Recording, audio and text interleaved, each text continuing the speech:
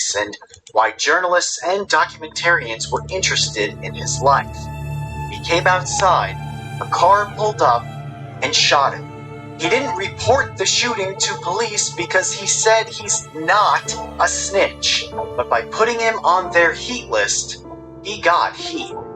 A 2016 paper said that Chicago's heat list provided no practical direction about what to do with individuals on it, little executive or administrative attention paid to the pilot, and little to no follow-up with district commanders. In 2020, Robert McDaniel was half a block from his home when he was shot a second time, which he says is because his neighbors still believe he's working with the police. His reputation was destroyed for no benefit to anyone. I just personally would like to wish Miss Wexton the best of luck. Hope they can change something. If I could do anything to help them, I help. But as far as them trying to make me a product of their work, I don't too much appreciate that. High crime rates pushed police to transition from being a reactive force responding to crimes to a proactive force trying to prevent them. They grabbed onto the data science of the private sector because it worked in that sphere. But for law enforcement, the pipeline of responsibility goes like this. You want to see the pipeline? Here's the pipeline. A litany of government agencies collect data, which is often flawed, incomplete, or biased. Then mathematicians create algorithms using that data, which programmers turn into usable code. Police departments try to apply the output generally across cities. Then individual officers implement results in specific neighborhoods. And then courts interpret the whole chain of events. So, who's actually responsible? Everyone. And no one. Chicago ended the Heat List initiative 3 years ago, but the London Metropolitan Police Force continues to use and refine its own version. A database that combines personal information with criminal associations to assign a green, amber, or red designation to indicate a threat of violence. They call it the Matrix, which is totally not ominous at all. So what choices have you made that would put you on the heat list? Would any of your friends make you more of a suspect? Have you stopped being friends with someone because of their impact on your social status? And what did that do to their life if you were their only positive influence? Do you have a moral responsibility to lower the scores of people around you, even if you risk raising your own? And if we can quantify these complex social relationships, do we store that data? How do we use it? Who uses it? And for what? To get a loan? To have a social media account? To hold a job? Get married? Order a pizza? Which faceless authorities, each of whom is completely divorced from the inner workings of the actual algorithm, are you comfortable permanently etching a number into your identity? Because once you're on their list, there's no way off. Number doesn't care whether you shoot the bullet or take it. And as always, thanks for watching. I say, last thing you want to do is man your own weakness. Don't bring problems to yourself because I think in your life. Wonderful sound. You will obey.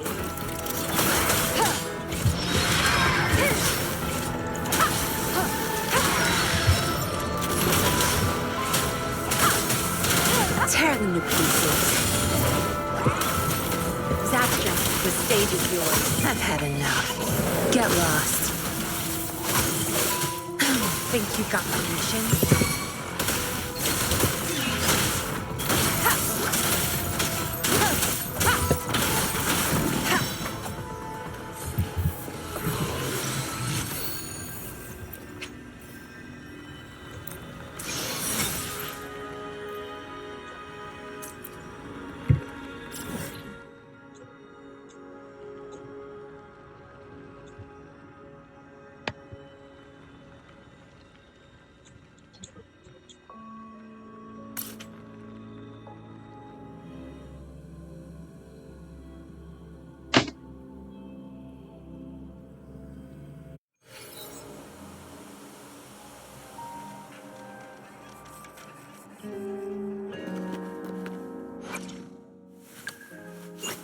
let's talk about balance. Not balance like game balance or the shoe, but instead the speed tool skill.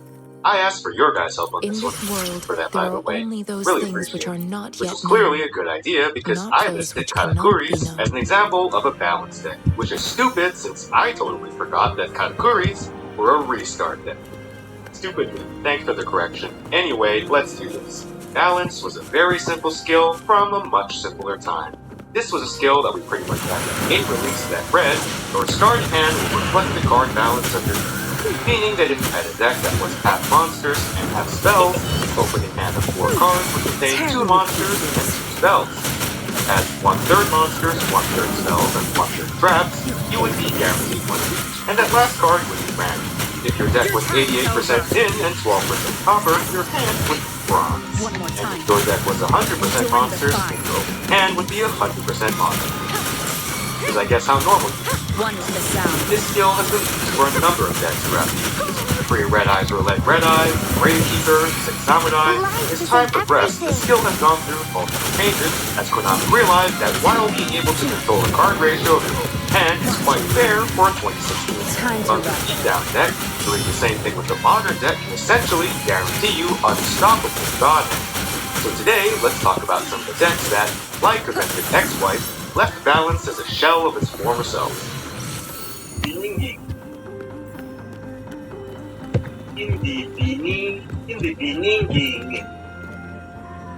The earliest decks I can find using balance are Glad Beasts and Cyber Angels back in 2017. There were definitely more before this, but DLM just doesn't go back that far. You can see that Gladiator Beasts use the skill in a pretty standard way.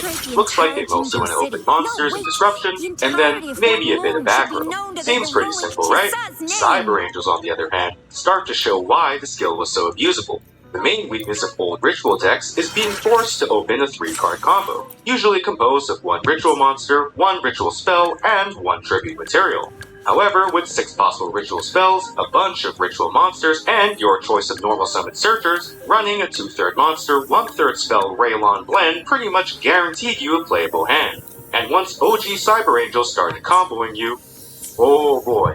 However, as good as Cyber Angels were, the skill was never actually hit from them. Probably because they were so good that Cyber Angels themselves had to be nerfed. And so, balance got to live free for another day until... Now stand aside, worthy adversary. 'Tis but a scratch. A scratch? This is the deck that was originally requested for this video, which makes sense since it's the one that really showed why balance was, ironically, unbalanced. Noble Knights were released in May 2018 in the Singles Battleground box. And conceptually, they're very simple. You've got the Knights of the Round Table, and without their weapons, the Round Table might as well have been at McDonald's, because they're basically just your average Joes. However, just like your standard isekai protagonists, once you hand them their swords, they turn into unstoppable blade demons. Each knight has an effect it gains once they acquire their sharp sticks. Except for this dumbass. Medraut, the main opener, gets a deck summon. Dristan Who named this guy? MLM Mom? Sorry, Dristan has an effect that blows up another face-up card on the field. Boars lets your opponent help you find a sword card, and the rest don't see as much play. Then, on top of that, the swords themselves have effects. Quite simply, blows up face downs, gains life, prevents destruction, and gains 1000 attack, for a bit. In addition, the swords have this other effect that lets you re-equip them once per turn if they're destroyed, which I think is supposed to represent you looting your friend's body when they die. Unbelievable. This version of the deck was basically Dristan Control, where you use Dristan and Arfaduder to blow up your opponent's field, use Double Cyclone to get free back or removal, and juggle between your different noble arms to wear them down and eventually kill them. But like all things, the deck has one major weakness. The deck forces you to run a large amount of knights and noble arms, and as a result, the deck has unplayable hands if you don't open a good mix of them. Well, guess what skill fixes that? This first version of Balanced Noble Knights had all the aforementioned of Noble Knights with 0 brick hands. And while it may not have been as much of a contender as some of the other decks at that time, looking at you for a hire, it was good enough that in June 2018, Balance finally got its first hit. Now it reads, your starting hand reflects the balance of your deck, so long as you have a minimum of 6 monsters, 6 spells, and 6 tricks. Yup, no more custom ice cream flavors. Now all decks have to be at least a little bit Neapolitan. Of course, Noble Knights just saw that and they just while it didn't exactly kill the deck, it did slow it down a little. And this is pretty much the state they stayed in until You noble nut Thank you for your exceed guidance. structure deck I went have seen 9 growth in and my 0. strength in and November leadership 2020, we abilities. got the Noble Knight And structure it deck. seems you have In taught it, we me got a well new in opener in the form of swordsmanship. Maryland, some You've extra taught deck me monsters, as valuable well life as the lessons. in-archetype trap, and you'll never guess what skill they came back with. That's right, Balanced Noble Knights were back again, but this time they're running decks bigger than your mom. Look at this monstrosity. And now, with new tools, they were ready to wreak havoc once again. Our old friends Medrod and Dristan, as well as their metal playthings, never left. But now we're gonna need an even rounder table, because we've got some new members. We've got our 4 Geas, the rank 4 that blows up back row. Our 5 Geas, the rank 5 that blows up monsters. And King Custard, the rank 4 with the hand bounce. 2 of these came with floating effect, allowing them to float into other knights and shift around equip spells. Also, hang on. Think about this for a second. What? In addition to monsters, we also got an assortment of traps in the last 3 years that could be used to meet the balance requirement. We've got all the normal staples, don't need to mention these, on top of the Noble Knight trap. The trap's regular effect is okay, letting you draw cards, but its graveyard effect lets you quick effect summon from the deck. And that thing was bullshit. And that wasn't the only graveyard effect the deck had either. Merlin, who could serve as a 1-card opener by tributing himself, also had a graveyard quick effect that would XC summon Noble Knights using monsters on your field, meaning that you could dodge interruption during either player's turn and then immediately use King Custard or our 4 Geas to disrupt your opponent's field. This new version still went into Medrout, or Merlin into Medrout, but now usually went from Medrout into Boars. Because of how Boars' effects works, taking 3 weapons from your deck and forcing your opponent to pick 1, and then sending the rest to the grave, there was a 2/3 chance that you would send the trap to the grave, giving you instant access to it the following turn. Between the multiple quick effects in grave, the numerous floating effects, nearly no dead hands, and the many ways the deck could blow up cards, the deck found pretty good success. So much success, in fact, that the skill was hit again. Now, no more monster effects in the main phase, or special summoning for you in your first turn. Now, after 3 years, this was actually enough to get Noble Knights to stop using balance, because monster effects and special summoning are kinda necessary for the deck. Now, of course, this wasn't enough to get Noble Knights players to stop playing Noble Knights. I've met Noble Knight players, and nothing short of actual death will stop them from playing their favorite deck. Hey, let me see what you want. No! And as a result, they had to switch over to Sartorius' Lightguider skill, which remained today. Now, you'd think being locked out of basically playing the game for your first main phase would be enough to kill balance for good. But crazily enough, the skill still sees play. Because of how it's worded, there's a few decks that don't really need your main phase, usually because they can either activate effects after that, or during your opponent's turn. The first is Trimads, the archetype that sounds like the History Channel trying to explain just how the pyramids were made. Very advanced culture. Trimads really like to end on 1 monster, 1 field spell, and some disruption, since a lot, and by a lot I mean most, of their gameplay is done on their opponent's turn. Just being able to set up a consistent board is usually enough for them. The other deck that uses balance is War Rocks. War Rocks are a couple of mounted hooligans that base the majority of their gameplay during the battle phase. While the balance version does lose out on some plays if you're going first, usually opening into the wonderful traps we have in this game is enough to make up for it. Will balance ever get hit again? I think it's definitely possible. There's definitely some archetypes out there that force, spell, or trap related. If we ever get things like Eldritch or Labyrinth, being able to open a good selection of spells and traps while leaving monsters in your hand might force it to get nerfed. How would they nerf it, you ask? Check this out. Aw, yeah. But anyway, that's just speculation. All in all, I hope that's a relatively good summary of one of our most unbalanced skills in this game, balance. Thank you guys for watching, and if you have any other suggestions, leave them in the comments below. Well, your requests have been... I've been reading all your suggestions. It sounds like you guys want inner deck tutorial. I've kind of done the how to actually assemble it part as this guy connected. So this is going to be a part where we cover a question on video. How to pick a deck by tutorial.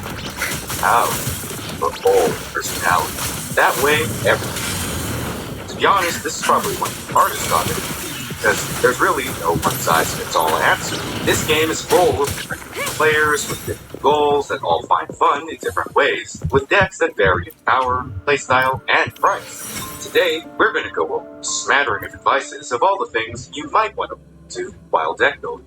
And for some of you, your first deck building. Hopefully I don't regret this. Okay, before we get into the nitty-gritty, let's get this out of the way. I recommend the first deck anyone building this game should be able to get the game. It doesn't have to be a meta deck. Since Duel Links have the best time or money to get the cards you want, and half the content in here is PvP. Having a deck that will be able to get you ranked will give you access to more content, give you the ability to get gems, and also teach you some of the ins and outs of this game, assuming you don't know them already.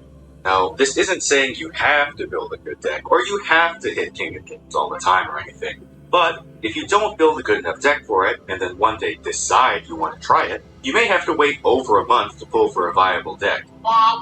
And that's a pain to go through, so you might as well get it out of the way at the beginning. Now, with that said, the easiest deck to acquire, assuming you're still running it, is the Friend Campaign free deck. Basically, it's this super hard mission where you need to get a friend. Okay, now with the hard part out of the way, the two of you need to play Duel Links, and I think the one who is new enters the older player's friend code, and you can get this Blue Eyes deck. This thing is incredible. It's got all the core Blue Eyes cards, staples, and it's free! This is the answer to the easiest first deck. Okay, we can all go home.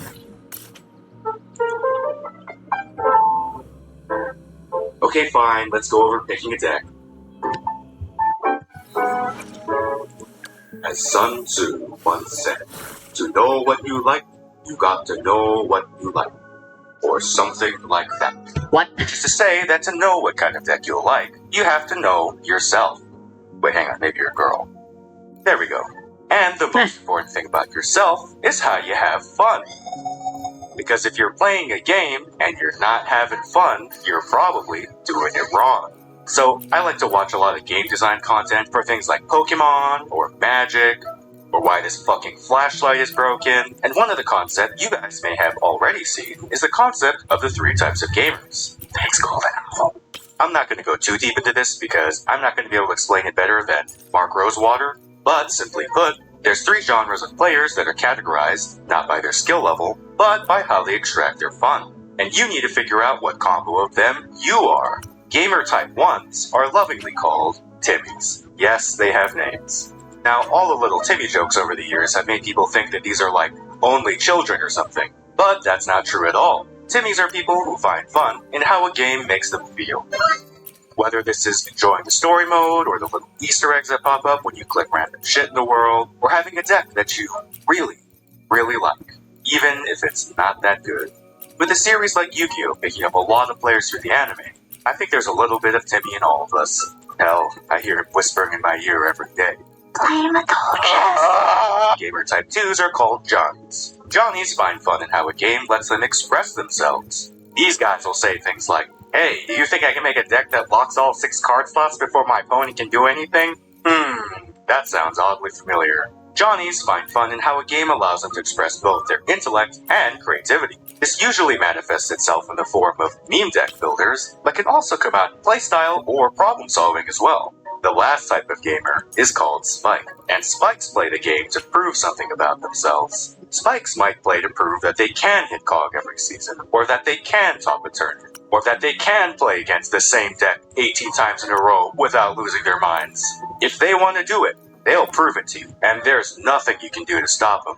So, how do you pick decks based on what you are? Well, if you're like most people, you're probably some fusion of these things. If you're more of a Timmy, pick whatever deck will make your heart happy. You'll want to play raccoons? There's nothing stopping you. But, unless you're spending money, try to focus on one deck at a time, or you're going to have a lot of unplayable pieces. If you're a Johnny, pick a deck that has a splashable engine, like Sue Ships, or focus on cards that have long-term meme value. Into the Void is basically a 3-up in any FTK. Guess what I spend my box chips on? And things like the Spellbook engine or Justice Draw engine find their way into random strategies. Finally, if you're a Spike, Pick a deck that's gonna delete your competition and send their ass to the Shadow Realm. Though, don't pick a deck that's too good, or Banless is gonna come along, and the only thing being sent to the Shadow Realm will be your gems. How do you like to win? Do you like to trample your opponent so hard that they can't stop you? Do you like to lock your opponents down to the point where they can't do anything? Perhaps you like to stall them so hard that they rage quit. Wait a minute, who put that last one there? Stop that! Don't do that! Go play Monopoly or something instead. Every deck has a win con and a playstyle, and you're going to find that you like some more than others. I'm obviously not going to be able to cover money. every deck ever, but let's do I a have quick summary on all 40 the of main these. ones, shall we? Keysicle Set 3 Pass, Graveyard Juggling, Transmigration Turbo, Control Deck, trademark, Yugi Kaiba Love Story, Infinite Zombies, Staircase Zombies, You there? What? Looking to put on some training? Good training keeps you No sharp. summons allowed. Fine. One summon allowed. Big Boy Negate. CSS Simulator, Flex Direction, Column. CSS Simulator. That's me. Flex I am the Direction, big boy Bad negate. Macrocosmos. Bad I like at sending math. in a big boy, Dude, those aren't and then five. and then They're they can't, five. and then the I love opponent can't do potential. anything to get I them can off. keep going, but the easiest way to find what decks exist is to go into Duel Links meta and go into top decks. There you can find all the different abominations players have made, and you can decide which of them suits you. Picking based on art style is also acceptable. Okay, the one thing Yu-Gi-Oh! Does better than almost every card game is their card art. You think I play Madolches because I like level 5 reloading pudding sets for herself? Drama time. The stage is yours. Please. No! I play them because look at them! Also, conspiracy theory, the girl who played with the Madolche dolls when she was little was Niblarian. No, I will not elaborate. Most What? cards these days have a base style, which I describe as cool dragon, With the curtain. waifu text, or cool dragon, waifu text. But some of the ones that stand out really let you express yourself through a card game. There's obvious ones like Live Twins and Melfies, but even things like Trickstars or Trains will have a noticeable style difference. If you find an art style you love, you will learn the deck. I promise you. The Timmy in all of us always wins. Another thing you might want to consider while building a deck is how playable it is while building it. Some decks have combo starters that are main box URs, come from multiple boxes, or don't have good free-to-play replacements. For example, something like Madolches don't play great without 3 Mageline, 1 Pudding, and the Xyz pack, which all come from separate boxes.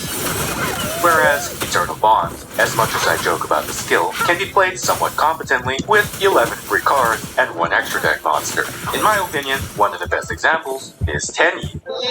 Since, obviously, 3 Ashina is optimal, but while you're getting them, you can always switch them out with other Tenyis, since at the very least they have the hand summon effect too. On top of that, the whole deck comes from the same box. This isn't going to be a huge problem for everyone, but if you think you won't like playing half a deck, this might alleviate your frustration. I got money, but I still need material. Ah, yes. The biggest factor for everyone.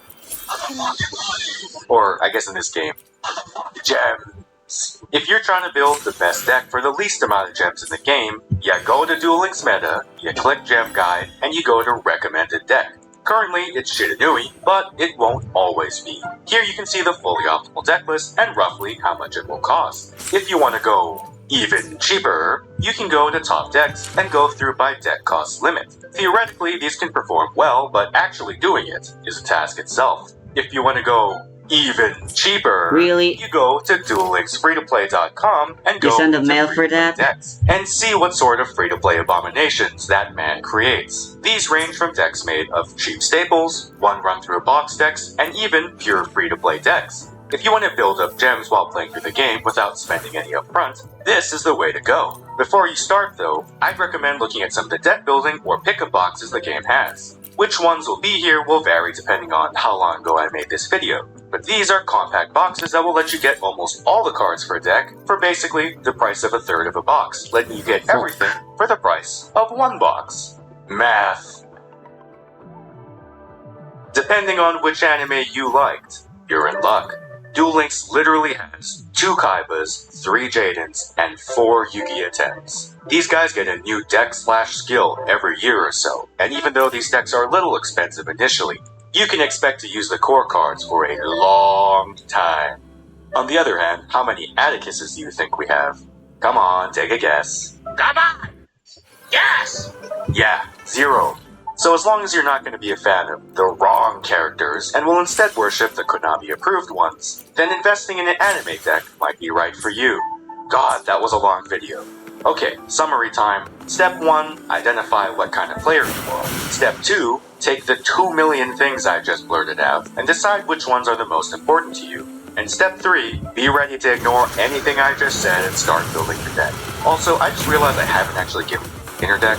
Here, this is 500 Gems Red Eyes.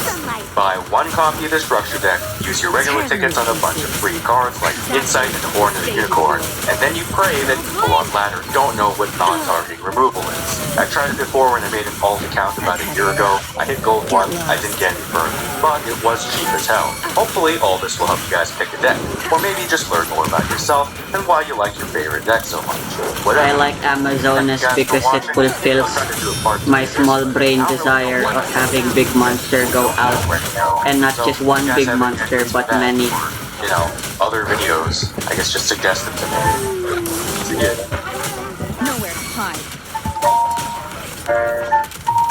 None shall whisper. Also cute girls. Tear them to pieces.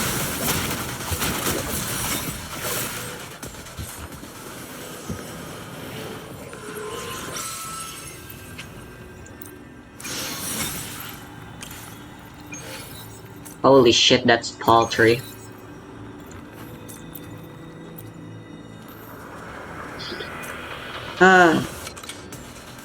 This was what I was putting off for so long. But I am kind of officially in that part of the game now, huh? Now that I have a core built that I'm satisfied with.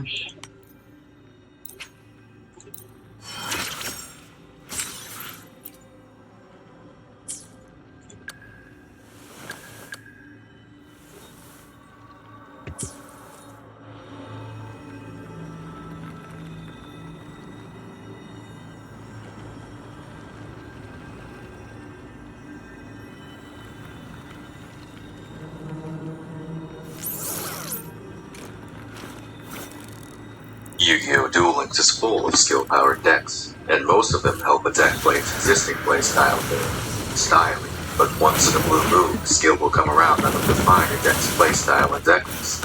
These are the broken deck lists, and these are their stories. Welcome to another episode of... Today we talk about XYZ Galaxy, or XZ's Galaxy. You know what? We're just gonna flip it. If one's wrong. XYZ Galaxy was a kite pendulum introduced in May 2022. This turned a once innocent, unassuming deck list to Kermit the Frog. It's not that. So how does this turn into, well, this? Let's talk about it. Kaito, or Kite, is known for using the Galaxy Eyes Photon archetype. There are technically 2 different archetypes, 3 without ciphers. Mash to 1, while name-based archetypes are nothing new. This seems to be around the time when Konami realized they could just glue archetypes together by shoving the keyword into the name. Hey there, sir. Have you come up with names yet for Kite's new monsters? Monsters? No, I haven't even seen them yet. Let's do them right now. Okay, great. First up, we've got Kite's Ace Monster. This one's gonna be a Galaxy Monster, a Photon Monster, and a Dragon. Oh, okay. Galaxy Photon. I've got it. We're gonna call it Galaxy Eyes Photon Dragon. Okay, a little on the nose there, but alright. Next up, we've got one of his XC's monsters. This one's gonna be a Galaxy Monster, a Cypher Monster, and a Dragon. Interesting, interesting. Let's see. I've got it. We're gonna call it Galaxy Eyes Cypher Dragon. Really? We're gonna call it Galaxy Eyes Cypher Dragon. Alright. Finally, we got the evolution of that one. This one's gonna be a galaxy monster and a Cypher monster, but this one's gonna have blades on it. Blades? Yes, blades. Blades. Oh, I've got it. Uh-oh. We're gonna call him Galaxy Eyes, Cypher, Blade, Dragon. Peak creativity, guys. But I can't complain, these all look cool as hell. Up until this point in the game, the most common build you saw was the Photon build, using the Eloquent skill, Galaxy shit. Photon.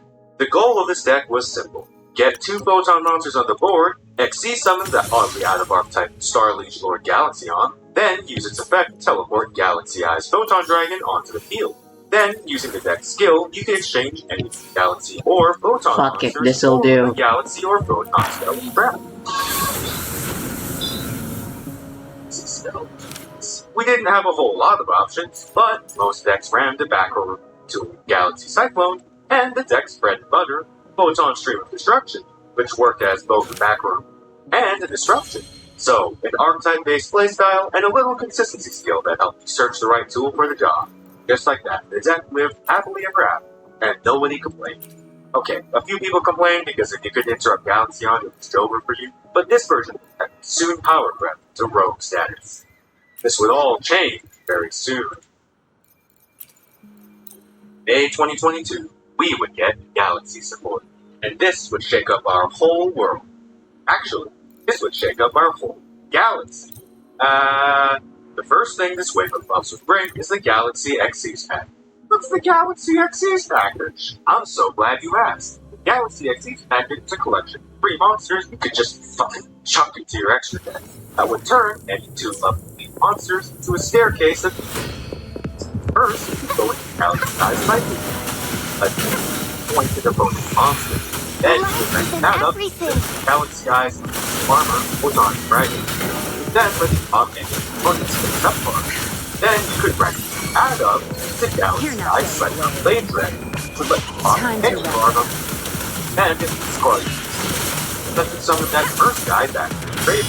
So it actually is such a great package that it would be stolen by Next thing, support with some main deck talent. Or beyond, cards that summon Galaxy monsters from the field. Cards that summon Galaxy monsters from graveyard. And cards that search cards that summon Galaxy monsters from graveyard. And deckers.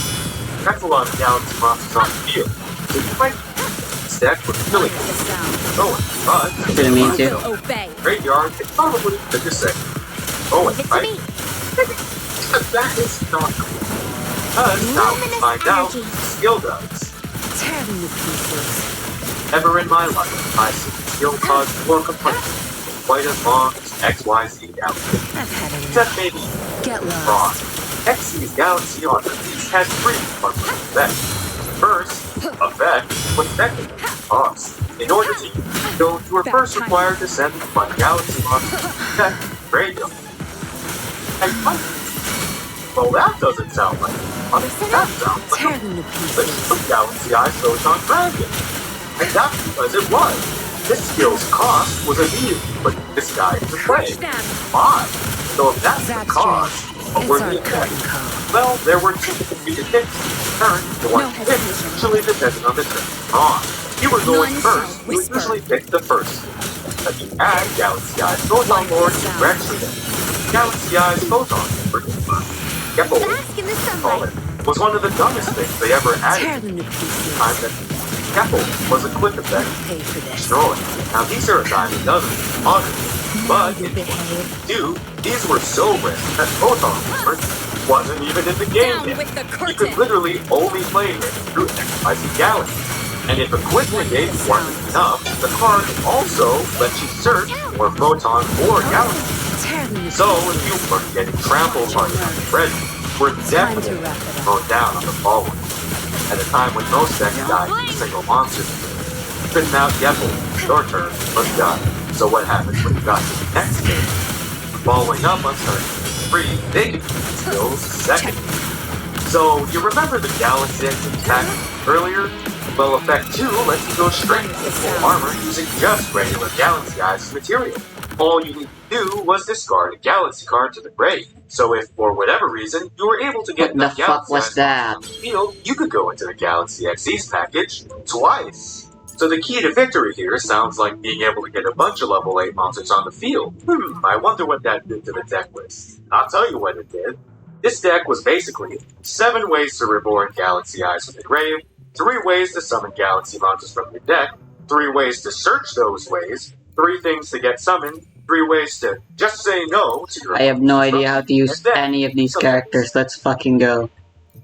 Now, you would think this deck was so widely hated because it was some tier 0 threat that everybody played, but no, it actually wasn't that amazing. It wasn't bad by any means, and was generally considered to be at tier 3 for most of its lifetime. But no, the reason people hated this deck was because of how it won, and how it lost. The deck of course died to regular disruption, which is why they ran Lance. So a lot of games came down to the minigame of, did you open more disruptions than they opened Lances? Then, on top of that, there was a second hit, because the ultimate counter to the deck was a bird. No, not that bird, the other bird. Yeah, that one. You hit Galaxy Eyes Photon Dragon with Crow while it was in the grave, ideally chained to them Feathering Hornet.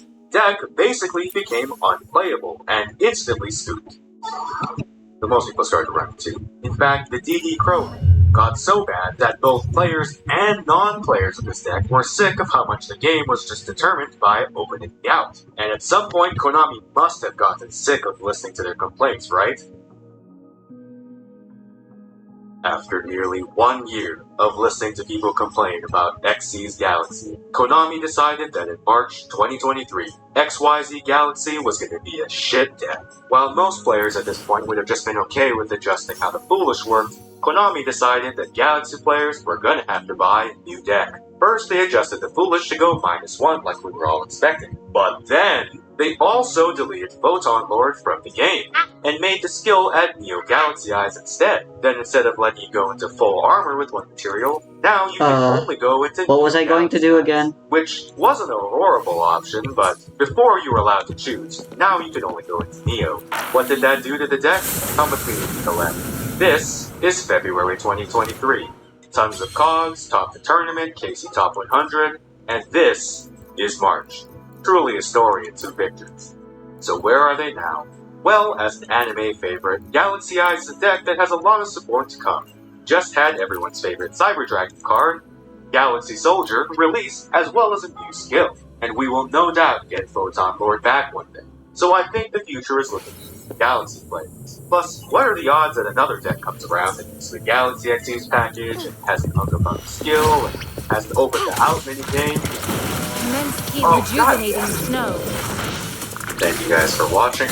Sorry this video was so late, but work has been really busy this week. I'm working on a couple different videos right now.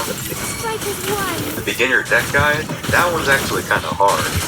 The anniversary box is vanishing soon. There's a lot of beginner decks, and all the players are different. So I'll just keep grinding away with that. Stars. Hopefully, you guys don't get bored. Lend me your strength. Blaze attack. Dummy funny? I choose you. You're in for it now.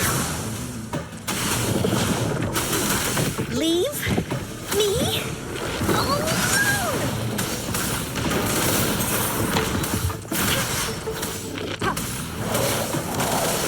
Together we fight. Lend me your strength. Thunder guide us. Moment of awakening. Embrace the change. Here we go again. Dummy funny? I choose you. Bully stampede.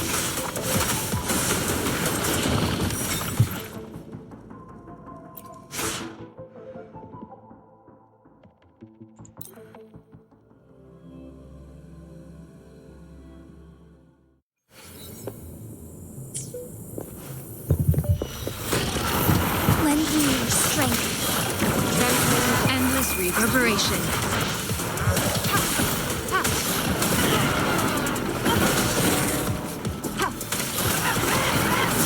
Into Woolly's belly you go! Dummy funny? I choose you.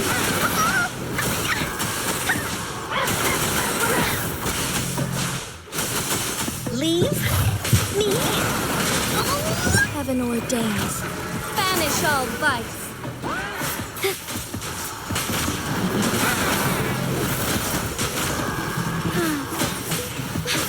Lend me your safety.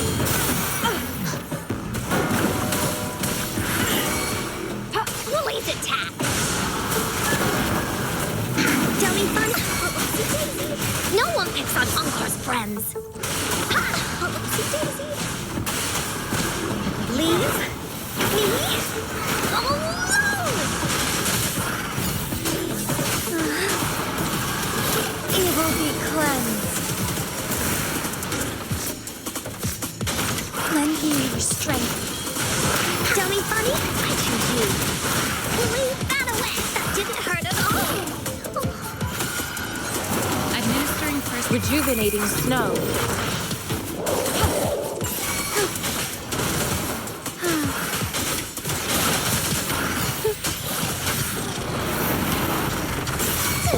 Blessed end.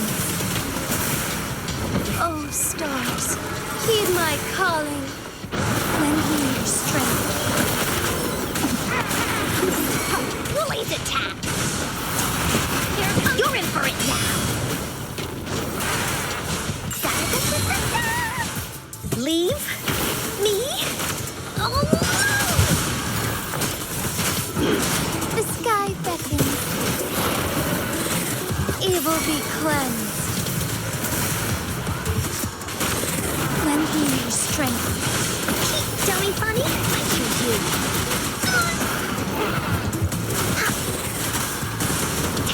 No one picks on Uncar's friends. Leave me alone. Verity shines. Fine harmony. Thunder guide us.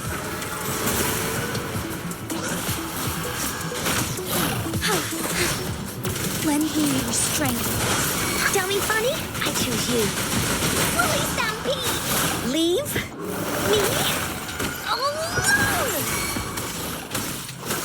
Together we fight. That sucked.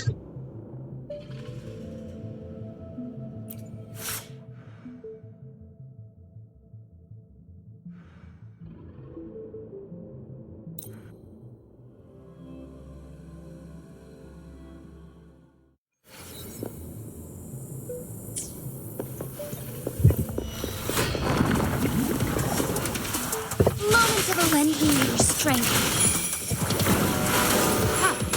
Endless reverberation.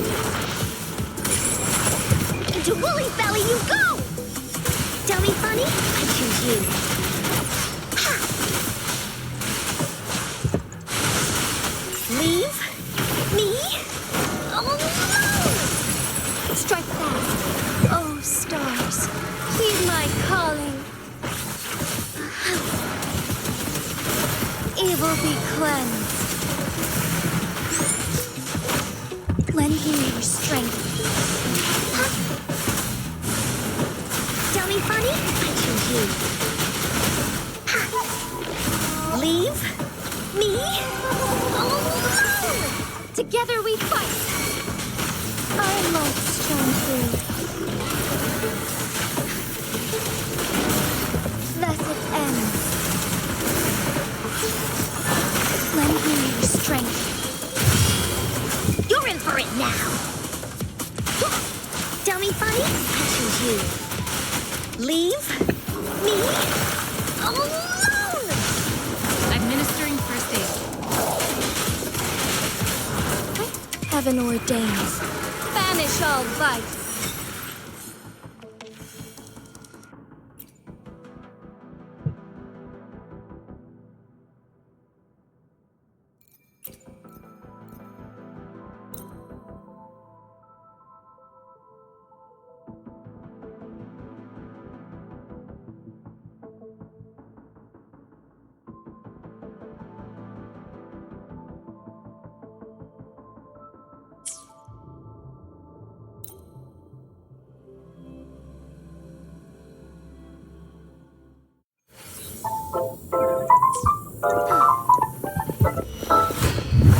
back with another episode.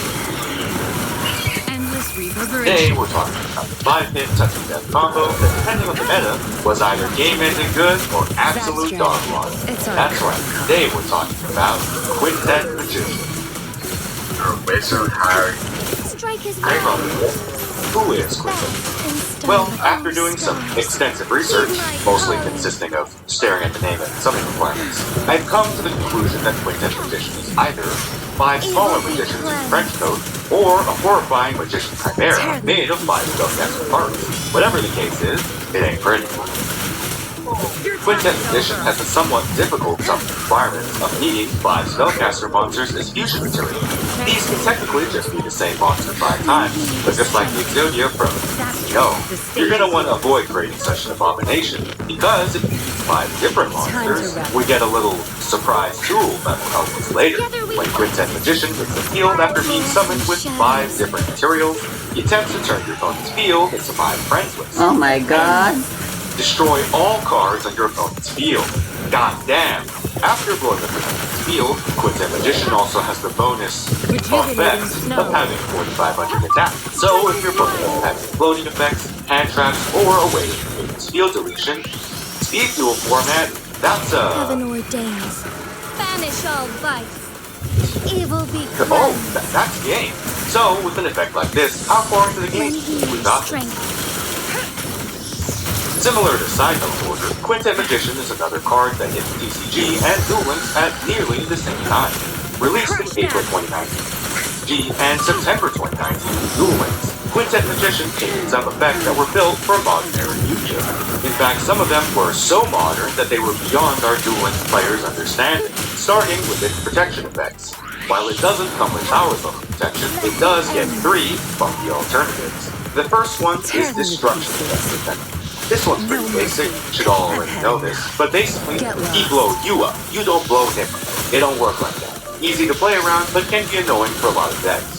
The other two are Tribute Protection and now obviously the 29 G. These were meant to protect from Kaiju-esque effects and Super Palm, but in 29 Duel Links, we didn't really have those yet, except for like Lava Golem. Floor's lava.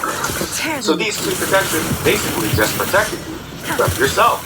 The last sort of protection that Quintet gets is that its defense is equal to its attack, also at a whopping 4,500, meaning changing its defense position to try and beat over it isn't an option. So, with enough effects to defend its second rights, how do you think he did? Duel Links. Quintet Magician was released in the Dark Dimension box. Oh yeah, older players know this box. The box that gave us Alistair the Windvoker, Element Sabers, Thunder Dragons, Magical Ice Fusion, Samurai Destroyer, and Necro Battle. Also gave us this piece. Now when this card first came out, Konami clearly intended for it to be played as a generic spellcaster boss monster. You would usually just play the spellcaster archetype for a turn, wait for your opponent to kill enough of your monsters, and then use Magical Ice Fusion to pull Quintet out of your ass. This was mostly seen in decks like Gravekeepers, who are good at spacking on spellcasters with different names and have a built-in fusion, or Magician Girls, who are good at but because of its Costco shopping list of fusion materials, it really only saw playing decks that could take it past turn 3 or 5. Well, that's kind of sad. Look at it. Look at his effect. If only we could figure out a way to bring him out a little faster. Hello? Who's this? In February 2020, we got Necros support, and that was the last puzzle piece for players to come up with one of the dumbest speed decks in this game. This is Quintet Magician Turbo, and if this deck had a slogan, it would be, I'm summoning him now. This deck has the singular goal Hope I of can summoning get out that Quintet reward Magician. later. One turn, die trying. How's it work? Well, using advanced ritual art. What the hell is this? What the fuck? You could ritual summon Necros Valkyrius by sending normal monsters from deck to grave. How many do you send?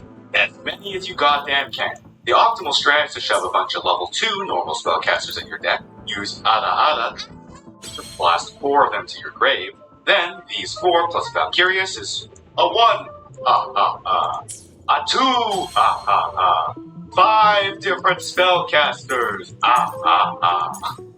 guess what comes next? Bang! Magical Ice Fusion. Quintet now. GG, good game, shake my hand. Now, I know what you're thinking. Isn't that a 3-card combo? Well, first of all, where'd you learn to count so high? Second of all, you're right, that's 3 cards you need in your hand and at least 4 cards you need in your deck. But luckily for us, you don't have to raw open. First of all, this deck runs the skill Master of Rites, which lets you exchange 1 card in your hand for your choice of either a random ritual spell or a random ritual monster in your deck every time you lose 1,000 life points. Quick fun fact, this is one of the only open skills you can ever nerf when the deck is above. Rituals are so bad that Konami never had it. This would let you search whichever you didn't have it, and have the bonus effect of all the monsters in your hand back to your deck, where Ala requires a key. And then to help you draw your magic monster vision, you can run cards like Wonder Wand and Dumbo's Mom. Transform your spellcasters and normal monsters into cards from your deck. Finally, you can use Necros Valkyrius as the first of I have Yinlin and Rover and field in the wrong spots. 4 cards. And his second effect is just end the battle. And after all that, you just have to pray you drew into magical execution. So, this is the part of the episode where I usually go on to tell you about all the broken things this deck did and all that, but I can't do that this time because this deck did literally none of those things. This deck did no amazing things, won no big tournaments, got no cards banned, nothing. So instead, let's talk about the best matchup. Heroes Alliance is one of the elemental hero variants that saw a ton of play before this atrocity.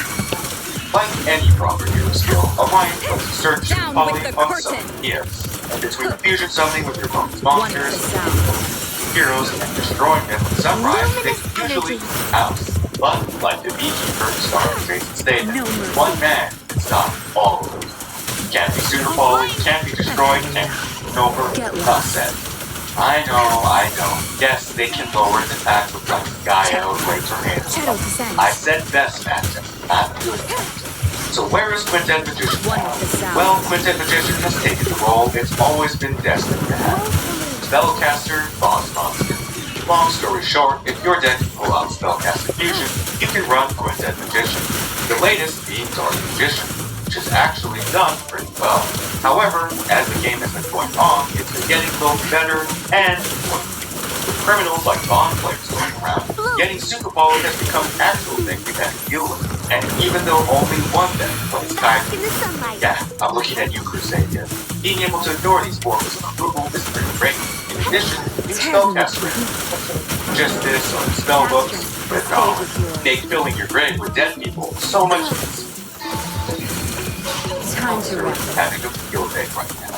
However, on the other hand, we also have 4 ways to negate Quintet board wipe, remove Quintet from field, stop Wow, I actually got all the stars. monsters, and the worst one, put you out of this OTK threshold. Let's look at the pros and cons of this. Okay, using my top tier analyzing skills, I think he's getting worse faster than he's getting better. That's kind of sad, but were we not? It seems that I'm not alone in liking him, as Konami even put him in our 25th anniversary box. Who knows? Maybe we get a skill one day. Maybe we get some support. Come on, Konami, save my boy.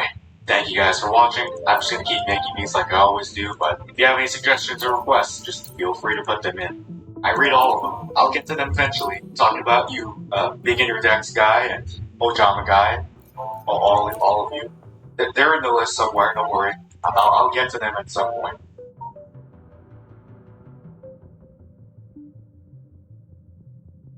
This is gonna work.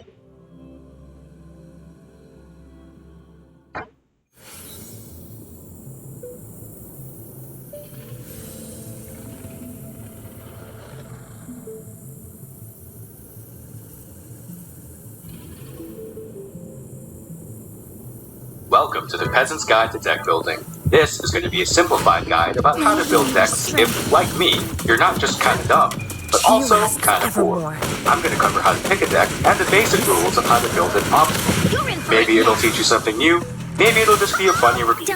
Whatever the case, let's get started. Types versus archetypes pitfall. Like many card games, Yu-Gi-Oh cards have basic types and attributes assigned to them. They're usually pretty straightforward. For example, Lava Dragon is a fire dragon, but not Magma Dragon. That's a fire worm. Not to be confused with worms, who are of course reptiles. Is Crocodile Dragon a reptile or a dragon? Neither. This is a fish. When he struck. A big mistake I've seen some players make is trying to build their deck solely around these characteristics. Things like making a fire deck or a warrior deck. For better or worse, Yu-Gi-Oh! Has segregated their entire card base into archetypes that don't necessarily mix and match very well. For example, Old Dark Magician, New Dark Magician, Magician Girls, and Magician of Chaos don't really play together very well at all, despite having matching types and themes. While many archetypes in the TCG have some synergies with each other, like Bird Up. Between archetype restrictions, skill conditions, and deck size, don't find these combinations as often in Duel Links as you do in other formats. But sometimes you do. Picking your deck. Before we build Anyway, I don't feel like doing the rest. What deck is that? Well, I've said before that if you're a new player, you won't really know. So to help you I'll out, take these, I've this made is a all I'm checklist of willing, 5 things and that I'm you pretty need to sure think I'm about when able to choosing a get. deck. What playstyle do you like? What aesthetic do you like? How much do you like winning? How much time and money are you willing to spend? And finally, how much do you like yourself? You need to take all of these, put them in your order of importance, and then find a deck that best fits all those descriptions. Do you like to win? Pick whatever's here. Do you like to win, but also like having time and money? Pick the cheapest of whatever's here. Don't care about winning and just want to play as small woodland creatures? You sound like a Melby player. Do you not like winning, love spending money, and hate yourself? Dark Worlds is the deck for you. At the very least, knowing how you feel about these 5 things can help others help you. Deck core. Now that we have a deck chosen, you need to find out what your deck core looks like. What's a deck core? A deck core is the minimum amount of cards you need from an archetype